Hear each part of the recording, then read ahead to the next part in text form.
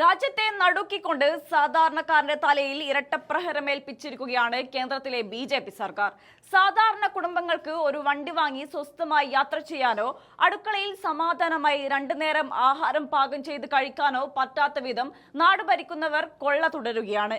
കേന്ദ്ര സർക്കാർ ഇന്നലെ പുറത്തുവിട്ട പുതിയ കണക്കുകൾ പ്രകാരം രാജ്യത്തെ വിലക്കയറ്റ നിരക്ക് 17 മാസത്തെ ഏറ്റവും ഉയർന്ന നിലയിലാണ്.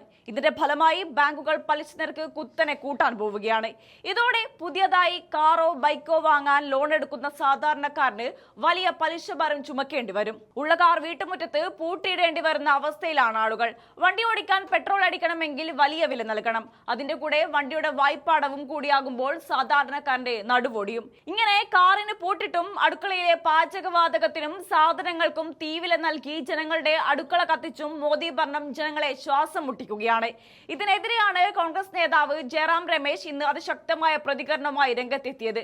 വലിയ വലിയ കള്ളവാഗ്ദാനങ്ങൾ കൊടുത്ത് ജനങ്ങളെ പറ്റിക്കുക, എന്നിട്ട് അവർക്ക് മേൽ വിലക്കയറ്റവും തൊഴിലില്ലായ്മയും അടിച്ചേൽപ്പിക്കുക, ഇതാണ് നരേന്ദ്രമോദിയുടെ യഥാർത്ഥ വികസനമെന്ന് അദ്ദേഹം തുറന്നടിച്ചു. പാവപ്പെട്ട മനുഷ്യർ ഒരു നേരത്തെ ഭക്ഷണത്തിനായി കഷ്ടപ്പെടുമ്പോൾ വലിയ കോർപ്പറേറ്റുകൾക്ക് കോടികൾ എഴുതിത്തള്ളുന്ന മോദി സർക്കാർ സാധാരണക്കാരനെ കൊള്ളയടിക്കുകയാണ്. ജനങ്ങളുടെ ഈ തീരാവേദനയെ കുറിച്ച് സംസാരിക്കാൻ പ്രധാനമന്ത്രിക്ക് ഒട്ടും താല്പര്യമില്ല. സ്വന്തം പരസ്യങ്ങൾക്ക് വേണ്ടി കോടികൾ ഒഴുക്കുന്ന നരേന്ദ്രമോദി സാധാരണക്കാരൻ അടുക്കളയിലെ തീവിലയിൽ വെന്തുരുകുന്നത് കണ്ട് തികഞ്ഞ മൗനം പാലിക്കുകയാണെന്ന് കോൺഗ്രസ് കുറ്റപ്പെടുത്തുന്നുണ്ട്. എന്നാൽ ഈ കളി ഇനിയും നടക്കില്ലെന്ന കൃത്യമായ മുന്നറിയിപ്പാണ് പ്രതിപക്ഷ നേതാവ് രാഹുൽ ഗാന്ധിയും കോൺഗ്രസും ബി.ജെ.പിക്ക് നൽകുന്നത്.